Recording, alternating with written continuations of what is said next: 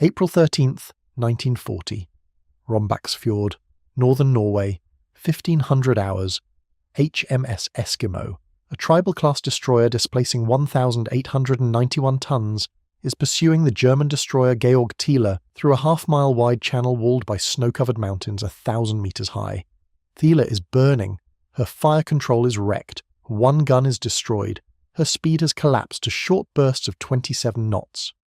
On Thiele's bridge, Korvettenkapitan Max Eckhart Wolff gives a final order.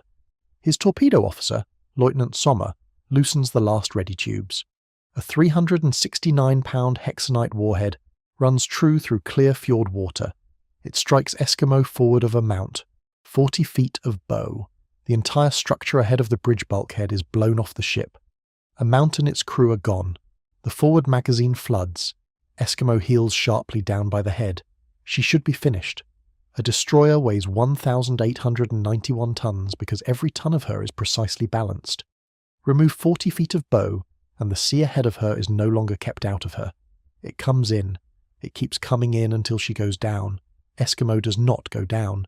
She backs stern first out of Rombaksfjord under her own power, dragging what remains of her bow until it tears free at the Aspini Shoal. She limps to the Lofoten Islands. She is rebuilt, and for the next 5 years and 2 months, from the Arctic Circle to the Burma coast, she fights on. How does a destroyer survive having her bow blown off, and go on to fight every major Royal Navy campaign of the war? To answer that, you have to understand what the tribal class was, why critics said she should never have been built, and why on a Saturday afternoon in a Norwegian fjord her design paid back every pound spent on her. In 1934, the Admiralty had a problem. The Japanese had commissioned the Fubuki class, a 2,000-ton destroyer carrying 6 5-inch guns in weatherproof twin turrets and 9 24-inch torpedo tubes.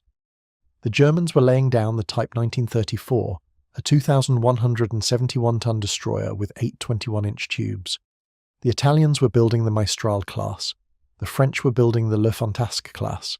Every naval power in the world was building a super destroyer. The Royal Navy was building E-class destroyers of 1,370 tons with 4 single 4.7-inch guns. The first Sea Lord, Admiral Ernle Chatfield, ordered a new design that would not be outgunned by anything flying a foreign flag. 8 separate design studies were produced between 1934 and 1936. The final specification was fixed in August 1935. It was called the Tribal class. 16 ships would be built for the Royal Navy. The first 2, Afridi and Cossack, were laid down in June 1936.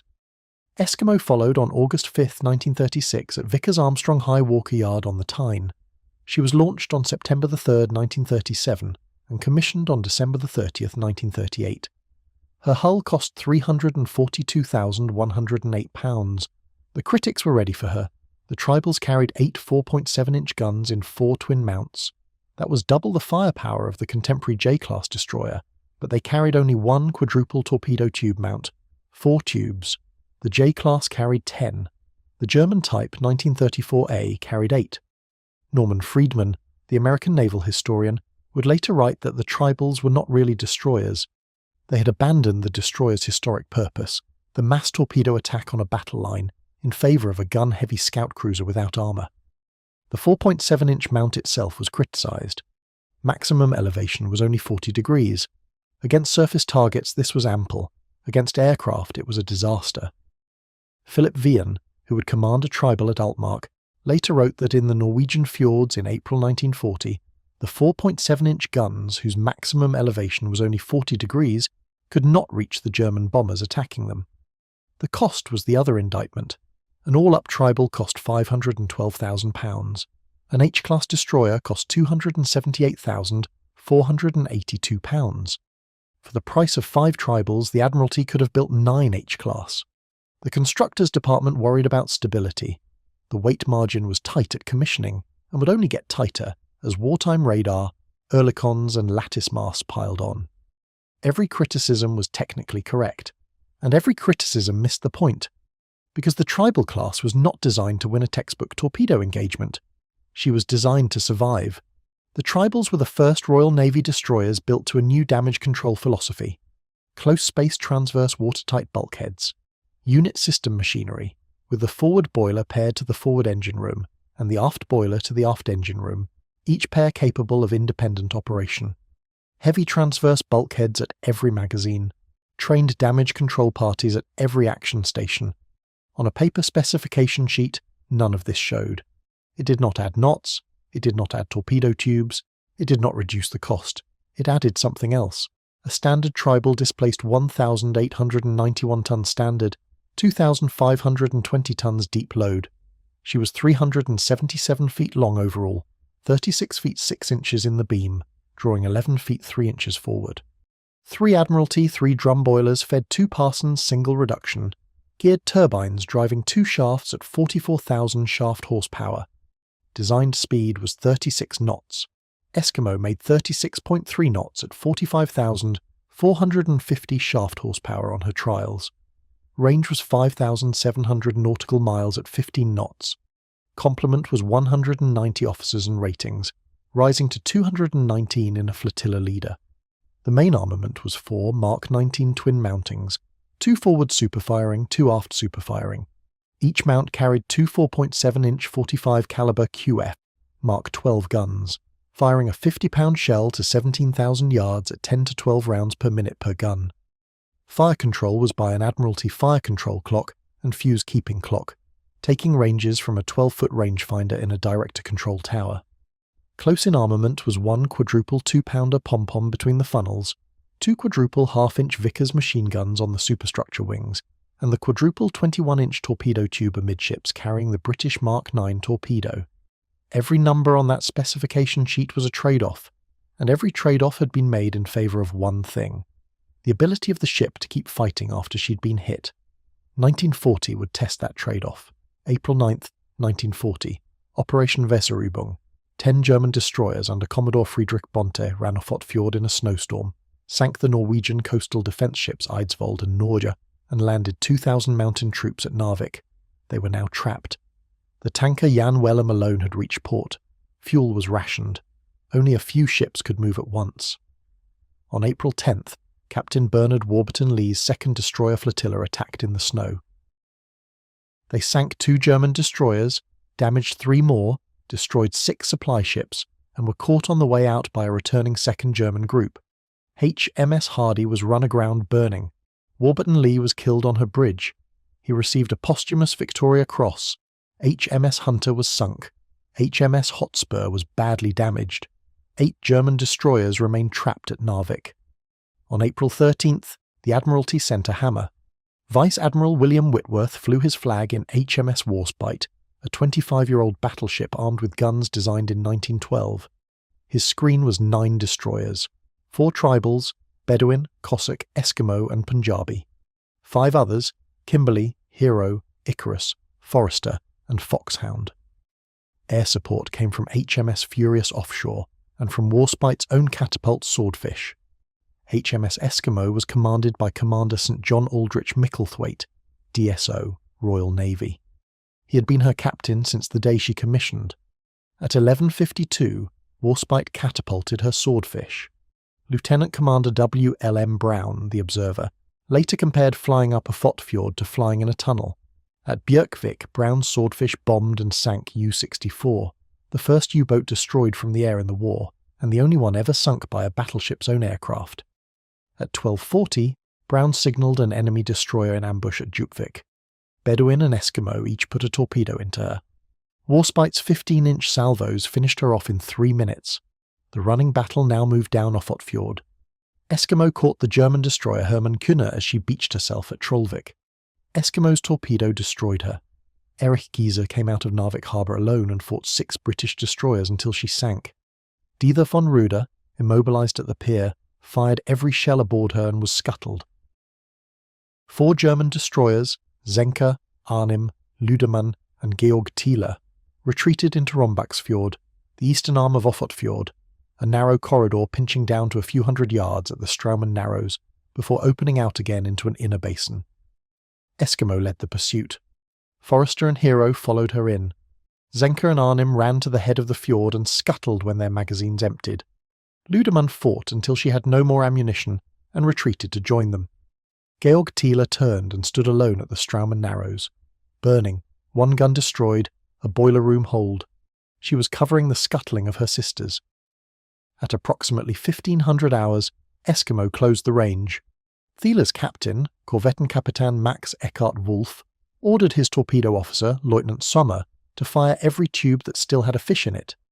The G7 torpedo was a 7.1-metre steel shaft, weighing 3,369 pounds, carrying a 617-pound hexanite warhead, driven by a Decalin kerosene wet heater engine at 44 knots. One of them struck Eskimo forward of a mount. The blast removed everything ahead of the bridge bulkhead. 40 feet of ship gone, a mount and its crew gone. The forward magazine was flooded as a precaution. The bulkhead aft of it held. This is the moment the tribal class design earned its keep. Every pound of steel spent on that transverse bulkhead, every hour of damage control drill Eskimo's crew had run in peacetime, every watertight door rigged for action, held the water aft of Frame Station 41.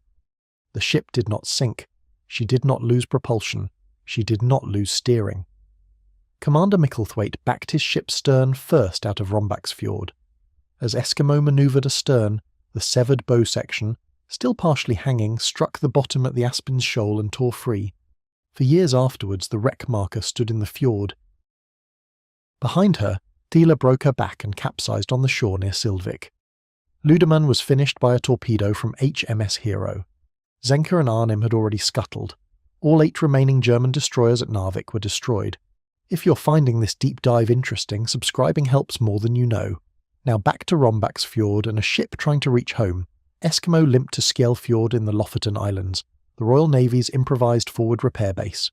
The repair ship HMS Vindictive fabricated and fitted a jury-rigged false bow, a pointed structure of timber and plating running forward of the bridge, to make her seaworthy for the North Sea crossing. On May 27, 1940, Eskimo sailed from Harstad under tow. Her escort was the destroyers Amazon and Volunteer and the sloop Fleetwood. She arrived at Barrow-in-Furness on June 4, 1940, and entered the Vickers Armstrong Yard. Her rebuild ran from June to early September. During the refit, the after superfiring mount was replaced by a twin 4-inch Mark 16 dual-purpose mount, giving her proper high-angle anti-aircraft fire. Her pennant number changed from F-75 to G-75. She rejoined the 6th Destroyer Flotilla on September 5, 1940. 5 months after losing her bow, she was back in the line, and she did not stop. March 4, 1941. Operation Claymore. Eskimo raided the Lofotens with Bedouin and Tartar. The boarding of the German trawler Krebs yielded Enigma rotors that went to Bletchley Park. May 1941. Capture of the German weather ship München. Another Enigma intelligence coup. December 1941. Operation Anklet. 2nd Lofoten raid. March to April 1942. Arctic convoys PQ-12, PQ-13, PQ-14, QP-9 and QP-10. Screening HMS Victorious on her attempted strike against Tirpitz. August 1942. Operation Pedestal. Eskimo served in Force X, the Inner Malta escort. When the cruiser HMS Manchester was torpedoed and abandoned, Eskimo and Somali rescued 141 survivors. September 1942. Arctic convoys PQ-18 and QP-14. On September 20th, the tribal HMS Somali was torpedoed. She was taken in tow. On September 24th, in heavy weather, Somali broke in two. Eskimo rescued 50 survivors. November 1942. Operation Torch. Screened to Force H, then detached to Force Q at Bone, North Africa, for offensive sweeps against Axis supply convoys. July 1943. Operation Husky, the invasion of Sicily. Eskimo served in Support Force East off Acid Beach. On the night of July 10th, she helped rescue survivors of the bombed hospital ship Talamba. On July 12, 1943, off Augusta, a German bomb struck her aft. It penetrated number 5 and 6 fuel tanks and wrecked the gear room. 19 of her crew were killed. 22 were wounded. HMS Tartar towed her to Malta. She sailed for the United Kingdom on one propeller and was under repair from September to January. June 6, 1944. D-Day. Eskimo screened the southwestern approaches against German surface attack on the cross-channel convoys. June 9, 1944. The Battle of Ushant. With Tartar, Ashanti, Haida, Huron, Javelin, Purun and Buskawisa, she intercepted the German 8th Destroyer Flotilla off Ile de Batz. ZH-1 was sunk by combined gunfire and torpedoes. Z-32 was driven ashore and destroyed. June 24, 1944. With HMCS Haida and a liberator of 311 Czechoslovak Squadron, RAF, Eskimo shared in the destruction of U-971 in the English Channel. February 1945. Transferred to the Eastern Fleet. Arrived Trincomalee on February 7th. February 16th, 1945. Operation Turret. Bombardment at Letpan, Burma. March 27th, 1945. Bombardment at Pagoda Point. March 28th, 1945. Bombardment at Gwar. June 12th, 1945. Operation Irregular. Off northern Sumatra, HMS Eskimo torpedoed and sank the Japanese merchant Kuroshio Maru No. 2. It was effectively the Royal Navy's last surface action against Japanese shipping of the war. From Norway in April 1940 to Sumatra in June 1945. 5 years and 2 months. 10 battle honours. Norway 1940, Narvik 1940, Arctic 1942, Malta Convoys 1942, North Africa 1942-43, Sicily 1943, Normandy 1944, English Channel 1944, Burma 1944-45, East Indies 1945. Eskimo was one of only 4 of the 16 Royal Navy tribals to survive the war. 12 of her sisters were lost. 6 to air attack, 4 to torpedo, 1 to shore batteries at Tobruk, 1 to collision chasing Bismarck.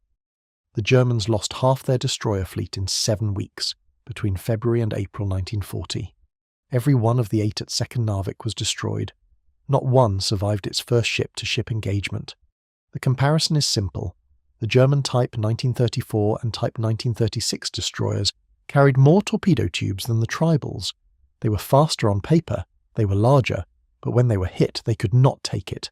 When they were trapped, they could not fight their way out. When their magazines emptied, they scuttled. The tribals took punishment that ought to have sunk them, and went on fighting. HMS Kelly took a German E-boat torpedo amidships, and was towed 91 hours home to the Tyne. HMS Javelin lost both bow and stern, 155 feet of hull, to German destroyer torpedoes, and was rebuilt. HMS Nubian had her stern blown off by an air-launched torpedo off Crete and steered home on her screws alone. HMS Eskimo lost her bow at Narvik and fought for 5 more years. This was not luck, it was not chance, it was design. British destroyer doctrine from the 1920s had put close-spaced bulkheads where they were needed. Unit system machinery so one hit could not kill both engines. Trained damage control parties at every action station, and peacetime drills that the critics thought were a waste of time. The critics who called the tribals overpriced scout cruisers without armour were wrong. The critics who said 4 torpedo tubes made them useless against a German flotilla were wrong. The designers who chose 8 torpedo tubes and thinner bulkheads over 4 tubes and thick ones, the designers the tribals were criticised for not following, were wrong. The 8 German destroyers who thought they could trade torpedoes with a tribal in a Norwegian fjord were wrong. Rombaksfjord, April 13, 1940, 1500 hours. A German torpedo warhead of 617 pounds of hexanite takes 40 feet of British destroyer off the bow, and the ship backs out stern first under her own power, and fights for 5 more years, and finishes the war with a Japanese merchantman going down in the Malacca Strait. 8 guns per ship, thick bulkheads, trained crews. The tribal class was everything her critics said she was, and everything they said she was not.